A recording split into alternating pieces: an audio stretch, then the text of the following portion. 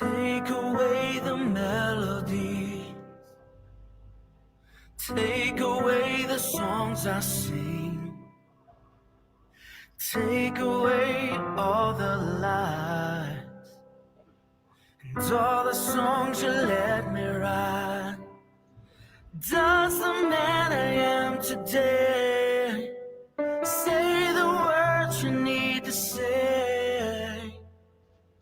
Let them see you in me. Let them hear you when I speak. Let them feel you when I sing. Let them see you. Let them see you in me. Who am I without your grace? Another smile, another face, another breath, a grain of sand, passing quickly through your hand.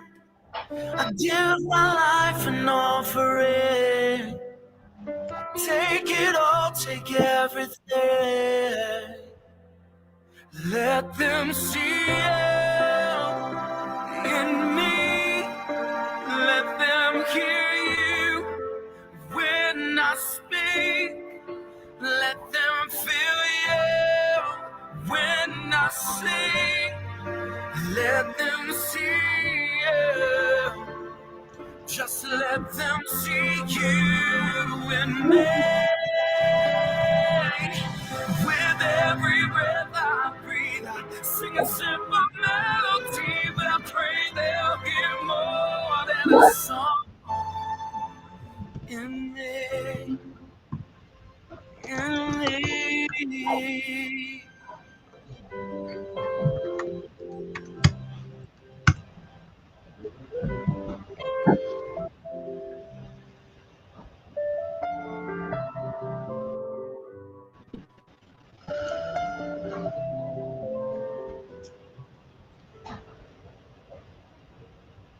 Let them see you in me.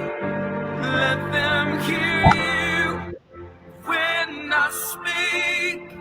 Let them feel you when I speak. Let them see you.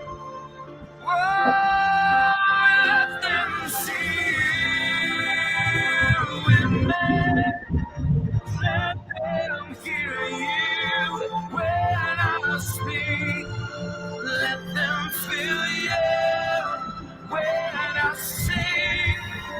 Let them see you. Let them see you in me.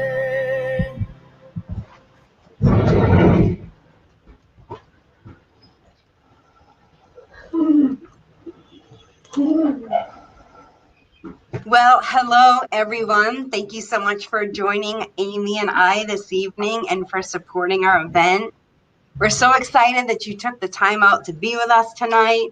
Our goal tonight is to share a little bit with you all about our stories and what prompted us to write them down and have them published into a book.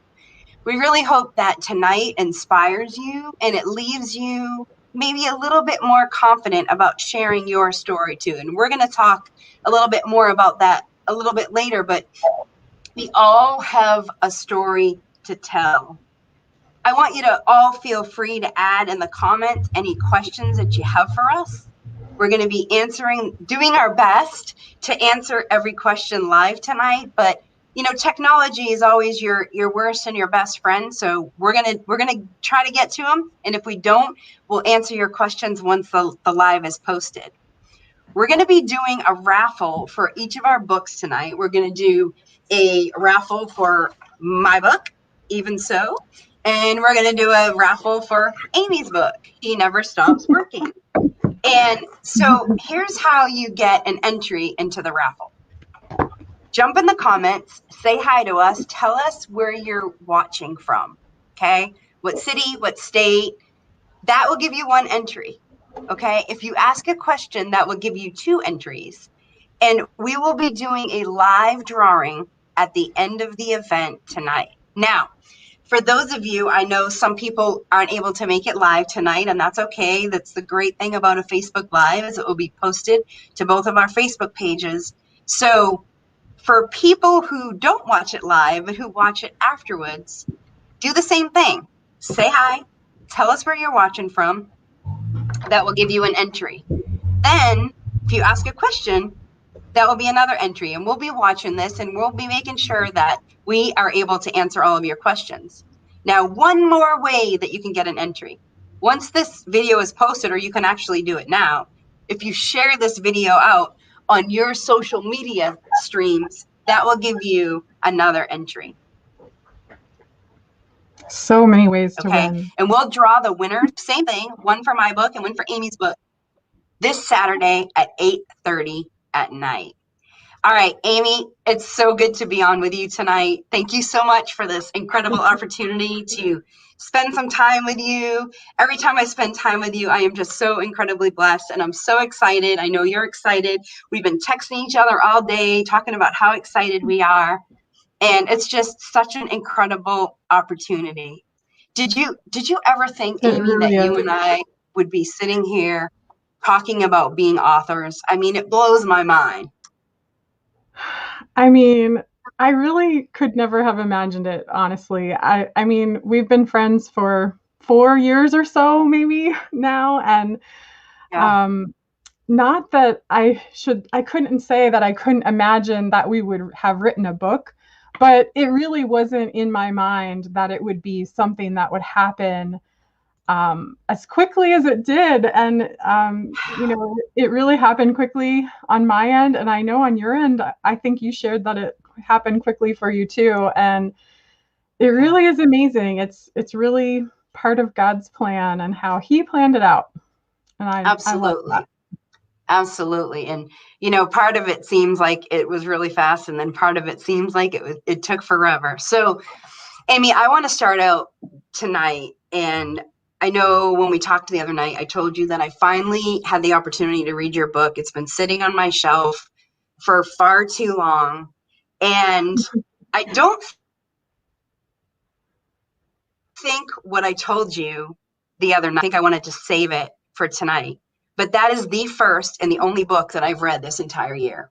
And I will tell you, you and Sebastian did a tremendous job pulling together your story. And I'm just so grateful that I got a chance to read it this week. And I want you to start out. We've got quite a few people popping on. I'm seeing everybody telling us where they're from. Oh my goodness. There's a bunch of people in comments. Yeah. And I'm so excited. Welcome to everyone. So awesome. What I would love for you to do is just kind of set the stage for everybody that's watching. Tell us just, maybe the Cliff Notes version of your and Sebastian's book. Okay. So the book is called He Never Stops Working. You showed it earlier. And the main theme of the story is that I began sponsoring Sebastian in 2003 when he was probably about 5 years old. And I was sponsoring him through a child sponsorship program called Compassion International. And so that was almost 20 years ago, right? And we wrote letters back and forth all those years. And then basically what happened was the Compassion Center closed in India and we lost touch. And at that point, he was around age 18 or 19 by then. So it had been a long period of time that we'd been writing back and forth. And when we lost touch, I really didn't know what to do because I only had his first name and that he lived in India, right? So Wow. A big place. Yeah. And I really just thought, okay, maybe I'm never going to have a connection with him again. Maybe that was my part in his life, was for that period of time. Well, a couple of years later, he found me on Facebook. So social media has its ups and downs, right? But that's truly an up for us, that he was able to find me and connect with me. And we picked up with communicating again. And then last year, just over 1 year ago, I got to go to India. We visited several places in India, but one of the visits was in Chennai, his hometown. And we spent a whole week there visiting, getting to meet each other, and getting to meet his family, friends, church family, all of that. And so the book is the story of not only that we met, but the backstory that we realized later. We realized a lot of things later, and we put the book together. It's an overlapping testimony, right? It's his testimony, it's my testimony, it's how our lives intersected in ways we really didn't even know until much, much later. So that's the Cliff Notes. It's hard to make it short, but there you have it. And you did such a good job, Amy. And really, there is so much. I told my husband, he left the house for a couple hours. I forget what day it was when I read your book. And he's like, "You read that whole book?" Now I'm a really fast reader. He said, "How many pages?" I said, 264. And there is just so much love and so much hope and so much inspiration packed in the pages of these books. I can't wait to dive in a little bit more. But I want to ask you, you said, I mean, you're right. Social media, I say sometimes the social media is the devil. But in Sebastian's case, it's absolutely a blessing. I mean, Yeah. you knew his first name and that he lived in India. You talk about a needle in a haystack. And you said, correct me if I'm wrong, Amy, you said it was a couple years that you guys lost touch. Yeah, that's true. What was it like? I mean, you were communicating. There's pictures in your book of stacks and stacks of letters that both of you wrote back and forth. What was it like for those few years to have lost touch? Well, for me, it was just like this big unknown, right? I didn't know. I even didn't know before we lost touch, before the Compassion Center closed. I even wondered, like, okay, like he's getting older, and what's going to happen when he ages out of the compassion program. I wasn't sure what age that was. And, it was really just this big unknown in my mind. And then when I got the message that the Compassion Center was closed, I don't know, at that time in my life, I just kind of accepted it and was like, okay, like I didn't really know what else to do. Because I know just the way the program works, like they don't really put you in touch personally with the other person other than, they deliver the letter for you. So I just kind of was at a loss, and I continued to pray for him. He was on my refrigerator. We called him the refrigerator kid. And I still had his picture in my wallet, and yeah, that was just kind of a season of unknown and just not really knowing what to do other than wait, right? Or wait and just keep praying for him, even though we weren't writing letters anymore. That's so incredible. And who in a million years would ever think that your refrigerator kid you would come to meet as an adult? And when I read your book, you talked about similarities between you and Sebastian. Now, just in case people are coming on, the numbers are going up. So if they didn't come on right away, Sebastian is a child that you sponsored. Okay. He is not your biological child. Tell us a little bit about some of the similar. I mean, Amy, I was mind blown. I was just like, there's no other way. And I understand, not everybody is a believer that might be watching, but there's no way you could explain except God for these similarities. Can you tell us about some? Okay, so I mean, a couple things are like, so he majored in accounting, and so did I. he loves like numbers and business. And another similarity, and this is just kind of a fun one that I noticed when we were on a video call one time. I'm looking at him on the video, and he's sitting there, he's going like this, he's twirling his hair like this. And I'm like, I do that. Like, why? What is that? I do that. And he would never have seen me doing that. Like, I don't do it all the time. I do it like when I'm by myself, When I was a kid, I probably did it more. But, and then another one that I can't just say them all, right? But we were both the same age when we recommitted our lives to Christ. And that's just kind of an interesting coincidence. Not. And, a really fun one is that the name he chose for himself, this one just blows me away because it's not something I thought of right away. I actually thought of it like a few weeks before we published the book. When I was just out of college, I'd gotten my first new car, and I had this bear, a stuffed animal bear, that I put in the back of my car on the back window. So it was like looking out, at the people following me, right? And I named this bear Benjamin. And I found out later, I realized that he had chosen that name Benjamin for himself when he became a Christian, when he got baptized. And because that's what they do, is they choose a Christian name for themselves. And so he chose that name Benjamin. Well, he never would have known. I mean, that bear was way before he was born, but it was the same year he was born that I chose that name. And I just thought, wow, like you can't really, you couldn't plan that if you wanted to, right? And so to me, it was just like, wow, like, this person is the person God picked.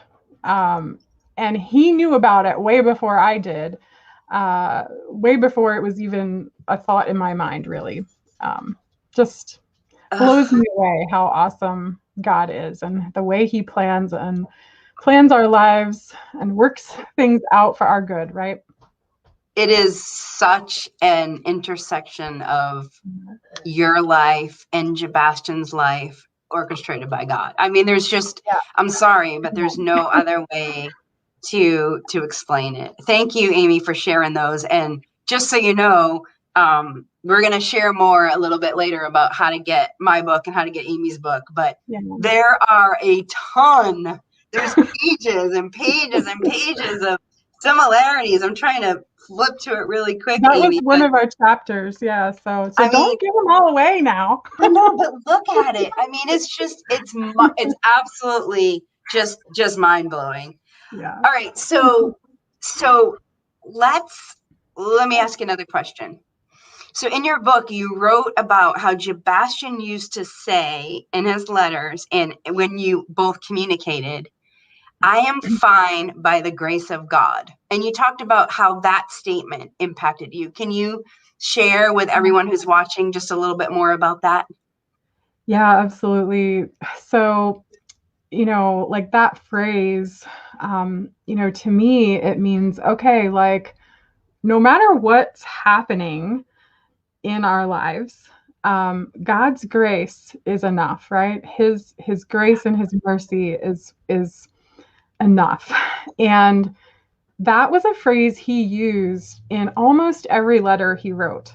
And the thing that kind of gave me pause is that when I was going through some difficult times in my life, there were times when people would ask me, Amy, how are you doing this? Like how, they couldn't understand how I was able to, keep going and press on, through the difficulties. And my answer was always, I don't know except by God's grace, right? Like it was like, that was the only answer I knew to give, that because I didn't know how else I was doing it.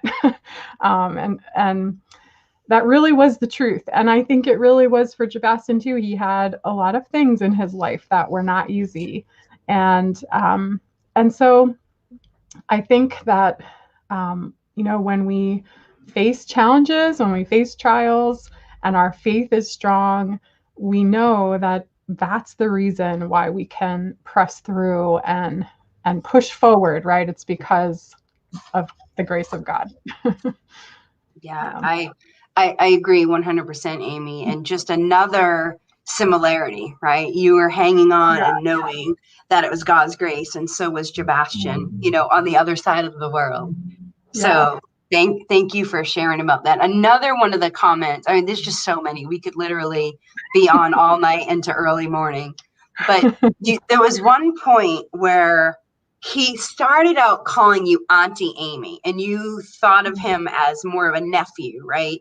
Yeah. And there was one time where he said, "Shall I call you Mom?" And if I remember correctly, it was in a letter, and the context of that doesn't really matter yet. But you talked about how you hadn't really digested the whole mom concept, right? Can you share a little bit more about that? So the time when he asked if he could call me Mom was after we reconnected. And so mainly we were texting each other at that point. We never really started writing letters back and forth again. Go figure. But he texted me one time and said, "Shall I call you Mom?" And actually right before he asked the question, he said, "Good morning, Mom." And then, then said, "Shall I call you Mom? I really don't like to call you Auntie." And that was really the first time that I had any kind of clue that he thought of me as a mom. All along, as you mentioned, I did kind of think of him as a nephew because that was my role, right? Like with all the other children in my life, I'm the aunt, right? I'm the auntie. And so, when he texted that, it actually brought tears to my eyes because, my whole life I wanted children. I wanted to be a mom. It also was the kind of thing where, like, not having processed it and not like having thought about it very much ahead of time, I also was like, okay, like, really? Like, he wants to call me Mom? Like, okay, sure. But it didn't seem quite real to me at that point. It still seemed a little bit like, okay, sure. Like, it was kind of casual, and and as we continued to text back and forth, occasionally he would still call me Auntie, so it would go back and forth between Auntie and Mom, and it was all good, right? Like I was cool no matter what. I just loved that we were back in touch. And so that's, it definitely impacted me. It really it just, I don't think I realized though until we met and until we spent that time together in India, that's when I realized just how much he thought of me as his mom and actually had claimed that back when he got my very first letter. And it just boggled my mind, I was like, wow. Just blew me away. And I still feel a little bit blown away by it. It's sometimes I think, okay, like, somebody pinch me, like, is this really, is this really real? Is this really happening? Because, when you're so far away from each other, our connection is through phone calls and video chats, and it's awesome to be connected that way. And again, like, so blessed to have the electronics that we do in order to make that happen, right? So that we don't have to wait a couple weeks or whatever it would take to send a letter around the world. So it's really amazing. I love that, Amy. And I love the way that you really expanded on that in the book about sort of the revelation, so to speak, about you actually being a mom and how you had been praying for a child and praying, asking God to make you a mom, and how never in a million years, again, kind of like never in a million years would your refrigerator kid be somebody that you were meeting in. And then, who would have known that bond when you two were together is actually really a mother and son bond. Probably stronger than it really some is. other biological mother and son bonds. I really think it really is of the Lord, right? It's a supernatural connection. He did it. God did it. I can't really explain it any other way. It's just really cool. Yeah, God definitely did it. Yeah. One more question, if you don't mind, Amy. I wanna ask you. Like I said, I could be on all night. Your story is just so incredible and so inspiring, and I've been telling people about it all week. It's just as amazing and just as incredible. No. One of the things, and it literally, so there was a lot of things that rocked me in your book, Amy, but this one comment that Sebastian made to you, it rocked my world, and it really made me stop and pause and think, and it also made me reflect on a lot of things about authenticity and sharing, and we're going to talk a little bit later about your story, because your story matters, Amy. My story matters. Everybody who's watching right now, their story matters. And that's the whole reason why we're doing this. Yes. Sebastian said to you, you had shared a little bit about some struggles that you were going on in your life. And he said, I didn't think you had problems in your life. Why didn't you tell me I'm your son? Can you talk about that just a little bit, and what that felt like to have him ask you that, and then what that did for you after hearing that? Well, when he said that was the phrase he said that really caused me to realize how deeply he had claimed me as his mom, right? Because it wasn't like he planned it, right? This was like an on-the-fly conversation we were having when we were walking on a busy street with traffic and whatever, right? Like, it wasn't like we sat down and decided to have this deep talk, right? It was just kind of like we're just chatting while we're walking to the store. And but he just turned and looked at me and he's like, why didn't you ever tell me this? Like, I'm your son, like, and it was just so heartfelt. And that's when I realized just the depth of the feeling of it for him, right? But what it made me realize was that, when we don't share our story, people don't know what they don't know, right?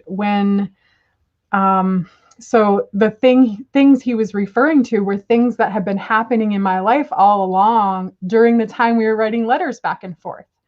And so what he's referring to is that I never wrote him about any of that stuff, right? I was writing to him, and honestly, he was a little boy, right? So a lot of that stuff, it wouldn't have been appropriate to share to a young child, but maybe when he was a little older, I could have, right? But in any case, the idea is that I didn't tell him all that stuff. So therefore, the only perspective he had of me was that everything was good, right? Everything was great. And I talked about the weather, and we talked about our family, and, things we were doing, and different holidays and stuff like that. So it's not that I didn't share anything. Like, I did tell him about things that were happening in our lives, Sure. But the hard things I didn't really share.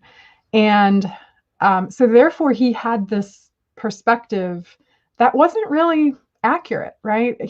So he said, yeah, like I just thought, you didn't really have any problems in your life. And I thought that people in America just had, perfect lives. I don't know if he exactly said those words, perfect, but, it was basically just that it kind of blew him away that, there were difficulties and challenges that, happened.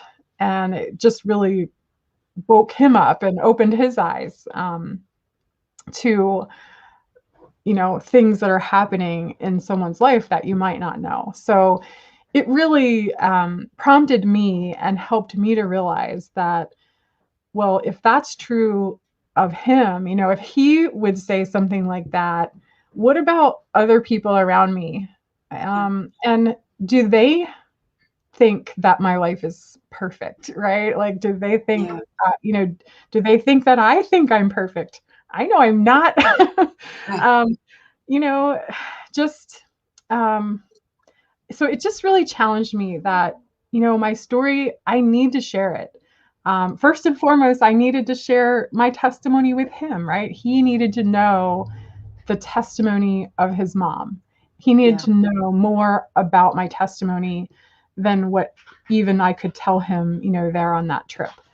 And then I also knew that this was something I felt God had been prompting me to earlier in my life.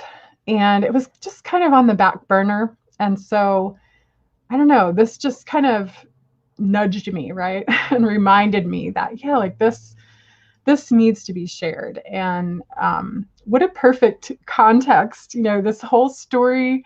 And then I chose to kind of weave both of our life testimonies into the book. So it's not just the story of that week, but it's really kind of like both of our lives together and Yeah.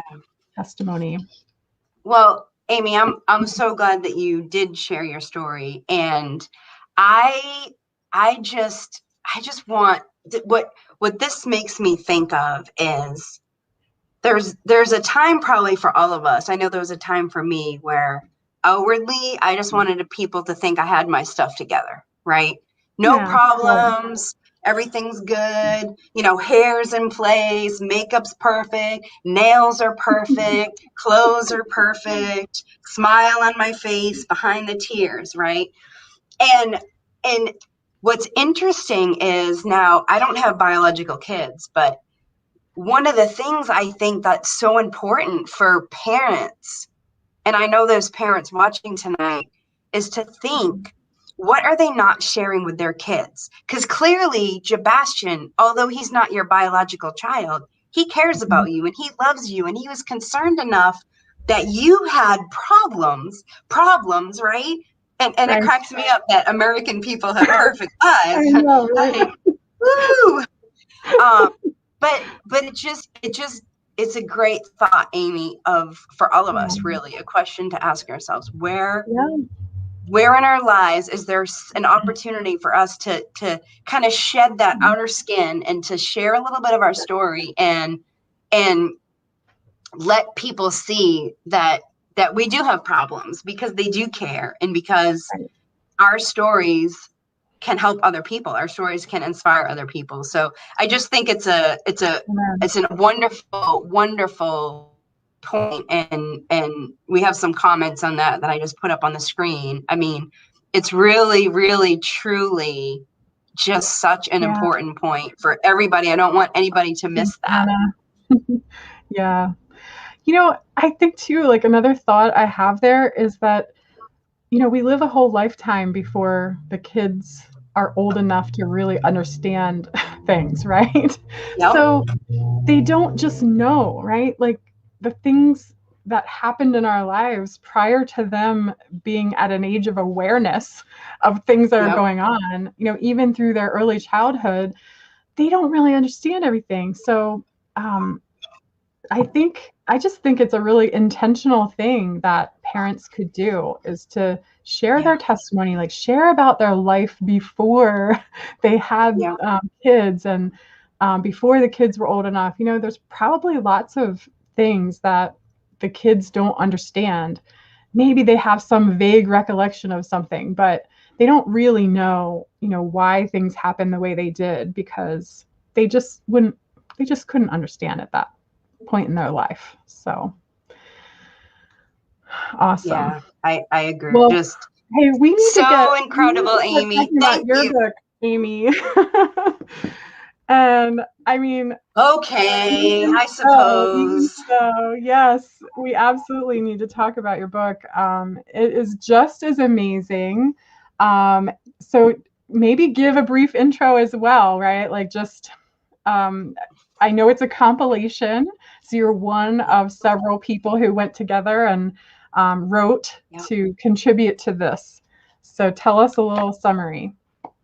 Sure, and thanks, Amy. So you're right. This is my book. I say my book. It's really not my book. It's really our book, because I have the privilege to write with 13 other incredible women.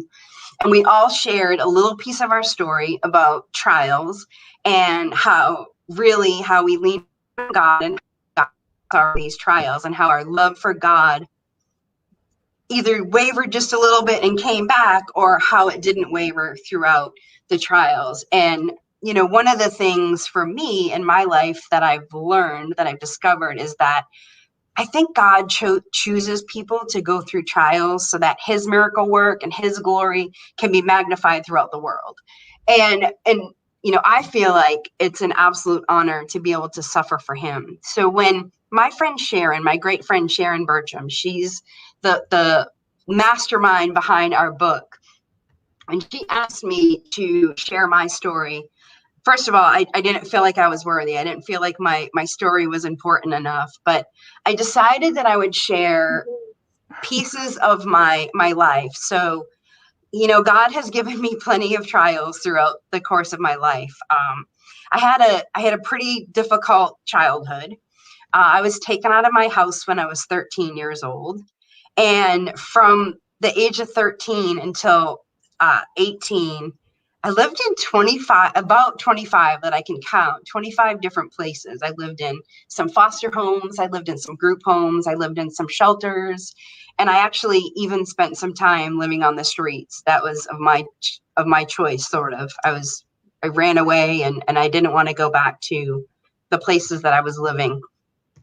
Check this out, Amy.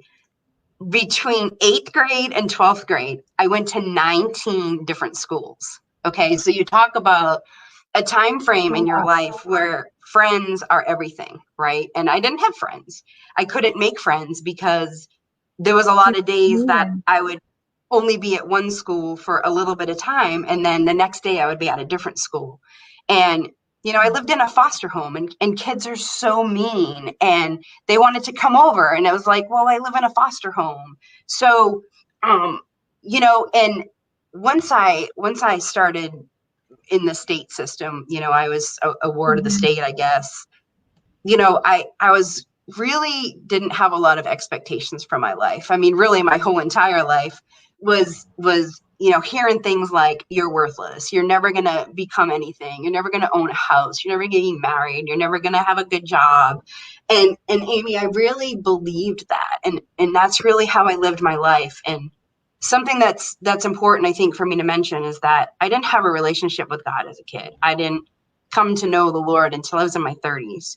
And looking back, I can see so many places in my life where God knew me and God was working in my life, even though I believed in him. I believed there was a God, but I didn't understand what a relationship was like.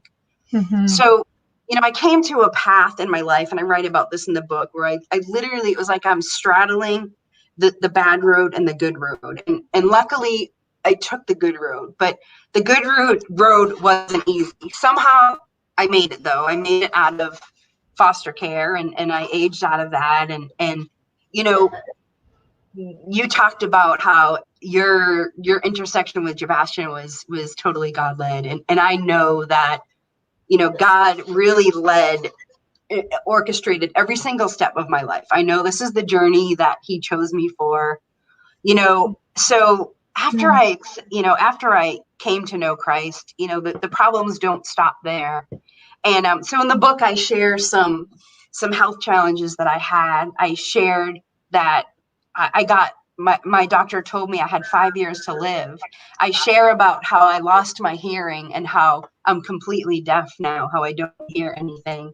And so I just kind of weaved in a lot of the trials of my life, of what I've gone through. And really, I did it because I wanted to inspire people. I did it because I wanted people, just like you, when Sebastian asked you, I thought you didn't have any problems in your life.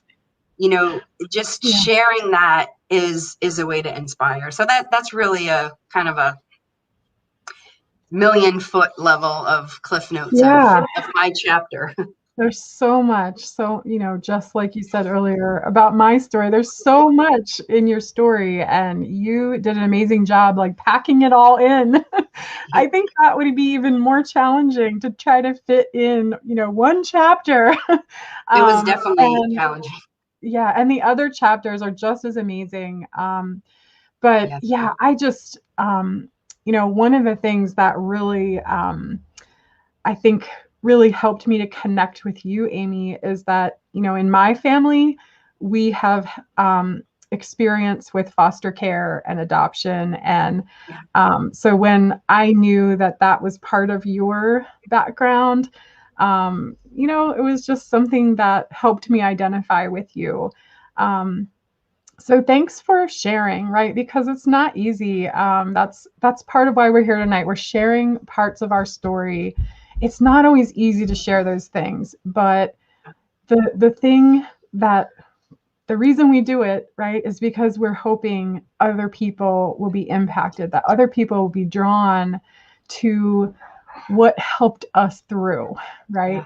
And you were naming just that. You didn't have a relationship with the Lord early in your life, but later you found that. And it's really what helped you to find healing and to even have the ability to share now, right? And so thank you for your courage, right? And sharing all those things. One of the things that I really want to hear you share more about for those that are tuning in here is about the trash bags. That was a hard part to read of your story. And if you would share a little bit about that, I think it would mean a lot to people.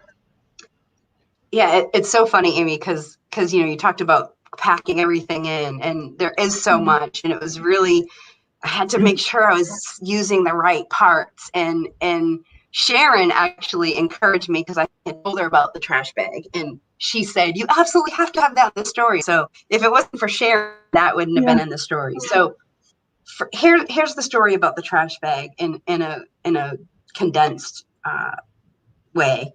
Anyone who's been in foster care knows about the black trash bag. Okay, so here's how it all happened. I got back to my house, and there was 2 police officers to get my stuff. Okay, so it was just me and the police officers, and the back of his police cruiser, a black trash bag, like not the thick, heavy lawn and garden bags, but a black trash bag. Okay, not very strong. And he said, hurry up, get everything that you need. So I'm 13 years old. I don't even know if I'm coming back to my house. I don't know what I need. So I look at my dresser. I think I grabbed my hairbrush. I grabbed a couple pairs of underwear. I grabbed a picture of my baby brother. And I think that's all what I grabbed because I was so overwhelmed and I didn't really understand what was going on. And the crazy thing about the black trash bag, and it's funny how things impact you and they really imprint you later on in your life. So I carried that trash bag from 13 until I think it was 16 years old. And I told you I lived in 25 different places. So after time, a lot of time. Yeah. The trash bag was stretched out. It was ripped. I had stuff that was stolen in various places that I lived. And Amy, I literally took the trash bag and I tied knots where the holes were. And I'll tell you that the hardest thing, and I don't think that I realized how much it impacted me until I was a little older, a little bit more mature. But, I would show up on somebody's doorstep at a new foster home at 2:00 in the morning with my ripped up knotted up trash bag, holding it there. Like, I already feel awful because I'm at your door at 2:00 in the morning. And it wasn't until I was 16, I think I was 16, when somebody in the foster home, in the group home rather, brought me in an actual real duffel bag so I could actually have a little bit of dignity and carry my stuff around. Now, I mentioned how, things kind of imprint you. So one of the things that absolutely gets me fired up right now, I mean, if my husband was on here, he would be like, oh, yeah. When people see I saw something. him making comments. He is No.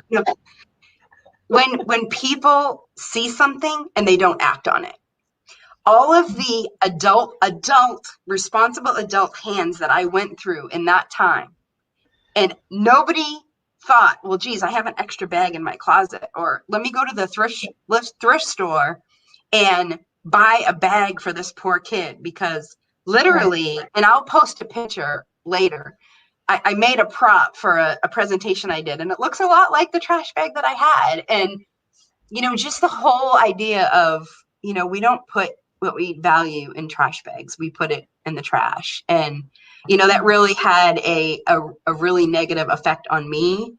And like I said, anyone who's in foster care, they know about the black trash bag. Yeah. Like I said earlier, I mean, just such a hard part of your story. And like you said, looking back on it, like just trying to fathom like how many people didn't do something, didn't help you with something simple as a bag, right? I mean, Yeah. So just, the story, your story title is, I got to refresh my memory. Let me just take a peek. It's Transformation, Turning Tragedy into Triumph. Tragedy into Triumph. And, I also thought of another alliteration. I know. I love that you said, oh, I have to Google that. What that is. But, you also were able to transform your trash into treasure, right? And so I'm just wondering, at what point did you realize that these parts of your life that you may have compared to trash because you had a trash bag all the time for all your stuff? Like, when did that shift for you? When did you realize that this isn't just trash, right? I'm not trash. My life, my story is a treasure and needs to be shared. Yeah, I can tell you the exact pinpoint moment where it really kind of all came together. And I realized, because I had only just started to share pieces of my story. I was a closed book. You wouldn't know anything. I was that put together, life is grand kind of girl. Okay. Yeah. So I had the privilege in, I think it was 2 years ago. And I think you were probably in the room, Amy.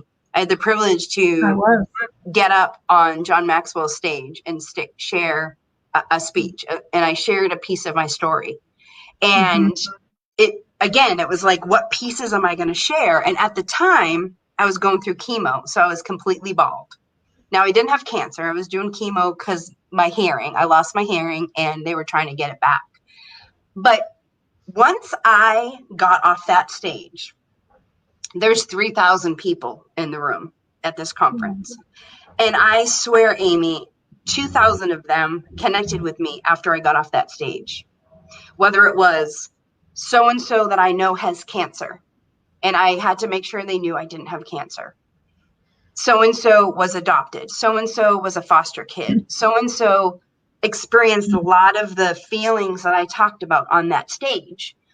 I really felt like I had replaced John Maxwell. John Maxwell was the star, and all of a sudden, now I was the star. To talk to you. It was mind-blowing, Amy, and I realized at that very moment, at that very juncture in that time, was that time and how I connected with people and how people reached out and how I became accessible to people, that I realized that everything that I went through I could turn it into a treasure, and I could turn it into something to show God's glory and to help people understand that, you know, God does choose people for trials, and it doesn't mean that he doesn't love us, and he doesn't mean that we're bad, and all of that. So that is the exact moment, Amy. And I was in the room. I know you were. I love that I was in the room. I think that was, I think I may have met you before that. But yeah, I loved hearing your story when you got to share that day. That was so awesome, so amazing. And, you know, that kind of leads to this last question that I have for you. And that is to share a little bit more about, because part of your story, part of what you shared that day on stage was how you had only been given a certain amount of time that the doctors thought, you know, for your life expectancy, right? And so I'm just kind of wondering, you know, like, okay, you're living on the other side of that now. What does that feel like? How does that change your perspective every day? Oh my goodness. So yeah. So I was overseas. I was in the Navy, and I started to get really sick, and it was kind of complicated, and nobody could figure it out. And then I got diagnosed with 2 rare autoimmune diseases. And on August 15th, 2011, my doctor looked me in the eye and said, Amy, it will be a miracle if you live 5 years. Now, hang on. 2011, okay? It's 2021 now, okay? But it was so scary, Amy, because for the first year, really, I focused on dying. I was scared. I didn't understand. I was angry. And then I realized, you asked how it changed my perspective being on the other side. And it even changed my perspective before I was on the other side of that 5 years. I realized just how much of a gift every single day is. And I have that in my mind because none of us are ever promised tomorrow. Not a single one of us. And I really stopped listening to my earthly physicians, and I really just started leaning on the great physician. Now, once August 15th, 2016 started coming up, I started getting really nervous. I started stressing out. I felt like I was a time bomb that was going to explode. Like, my life is over. Well, August 15th, 2011 is my 5-year rebirth day. It's 10 years since my doctor said I had 5 years to live. And I'll tell you what, Amy, it feels amazing. And it is just an affirmation to me that God has a purpose for me. God wants to use me, and that my life is important, and the things that he has planned for me are important. So it feels, I hope that we're not still in all these crazy COVID restrictions, because I would like to have a huge party in August. I know. That would be pretty amazing. Yes, it would. Come. That's probably a time of year when I'd be coming down there anyway. Oh, you would hate it in Florida. It's like 120 degrees. Usually that's in August. So yeah, that's true. That's true. Hey, let's plan on it. Absolutely. Oh my goodness. Well, we are coming up to the top of the hour here. Yep. We've got some people asking about the links for our books. We will share those. We'll add that in the comments after we're done here. We'll make sure we get that information shared out. You know, I'm just so grateful for everyone that's commenting and asking some questions. And as Amy said earlier, we'll definitely circle back and answer some questions, you know, the questions that have been posted there. As you guys have been commenting and asking some questions, I've been entering your name in a little, well, it's called Wheel of Names. And so I hope I didn't miss anyone. I'm pretty sure I got them all.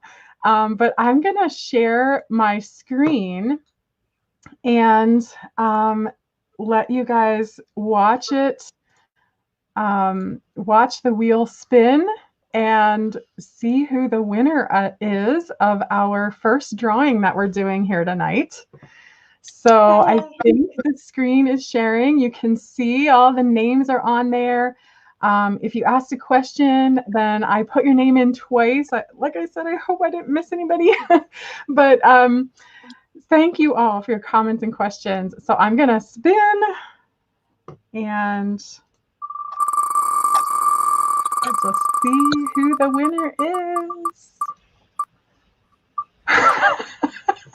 Isn't that funny? Your husband. No. Spin it again. He already has a copy of my book, I and I put have a his copy name of in your book. there, and I thought he commented, but he won't win. All right, we're gonna respin. Sorry, shipmate. I'll let you borrow Amy's book. That's rigged. He's already got access. Okay, here we go.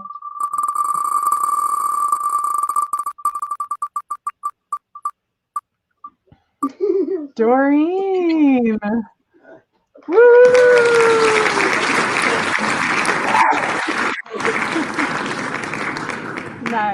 Nice. So all right, Amy, we will definitely be reaching out to you. Go ahead, Amy. Whose book was that for? Yours or mine? Well, well, I shared about my book first, so why don't we say mine was first, and then yours will be the next one. All right, Okay. let's do it. So, all right, so here we go. I'm going to remove that one so that another person will win the next time. Okay. Here we go again. All right.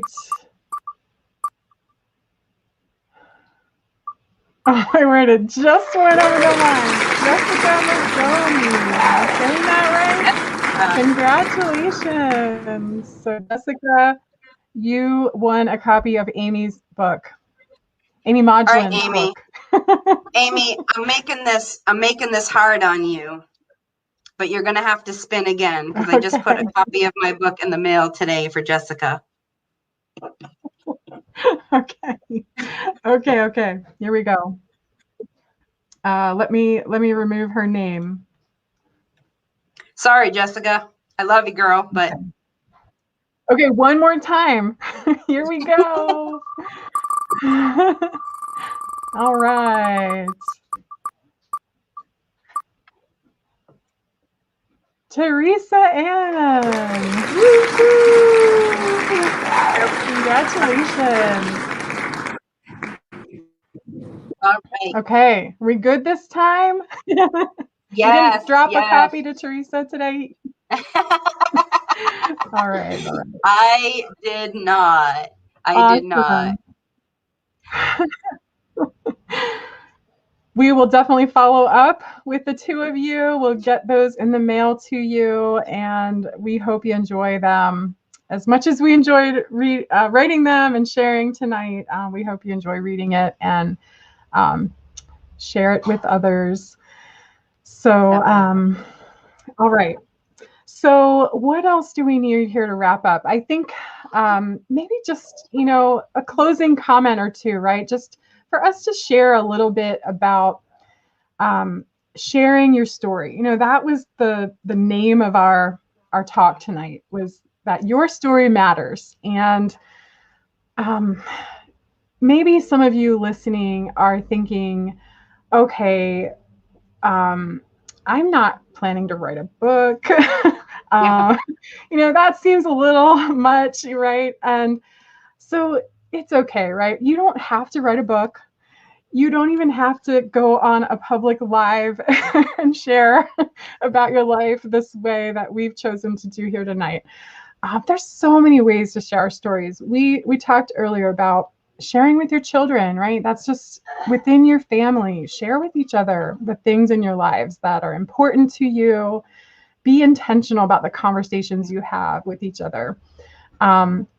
Maybe it's just writing a short article of some kind and sharing that with people in your family, or maybe it's journaling, and maybe it's just a simple conversation with a friend, right? It doesn't have to be your whole life story. It really can just be in the moment. You're talking, you're chatting, and someone says something about, maybe a difficulty that they're experiencing.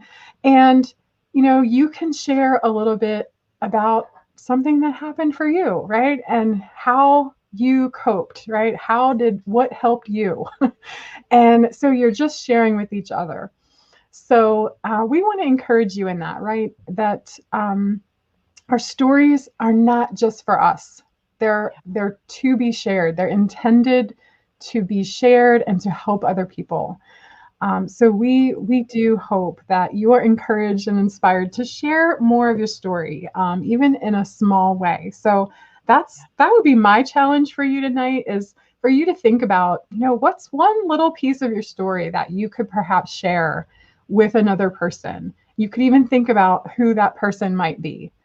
Who are you going to see maybe in the next week or 2 weeks, a short period of time, right? What's a baby step that you could take to share a little bit more of your story? So I leave you with that challenge. Amy, what would you like to add to that? Amy, I think you did a phenomenal job with that. I just want to emphasize how different it was for me, and the difference I saw in my life when I started to actually be authentic and share the struggles that I was going through. And it's so incredible how much you connect with people. You don't know what someone's going through. You have no idea what somebody's going through or what they've been through. And your story could unlock someone else's prison. And it's so important to remember that. It's so important. The world, I think, in general, is sick of fake people. People want real people. And real people, I'm sorry, Sebastian, but real people, even in America, we have problems. That's right. Okay? So that's all I have to say. Just thank you all who have tuned in tonight. Thank you for the questions. We will definitely get those answered. Thank you to all of you who hung in live. Thank you to all of you who will watch later on. And Amy, I had a blast with you. And like I said, we could stay on all night. I love being on with, 2 Amy M's. I love it. One more thing I want. Yeah. I'm sorry, Amy, I totally interrupted you. That's okay. What are you noticing? One last thing. So both of our books, let me put the slide back up with the book names. So my book that I collaborated with is called Even So, and Amy's and Sebastian's book is called He Never Stops Working. So they're both on Amazon. So if you are interested in getting them, you can buy them on Amazon, or you can write a comment on here. You can send us a message on Facebook, and we're happy to send out an autographed or a personalized copy for you, or a gift for somebody else. And that's all I have to say, Amy. Thank you for your time, and thank you, awesome. Everybody. Thank you too, Amy. God bless you. Have a great night, everyone. Good night. Bye-bye.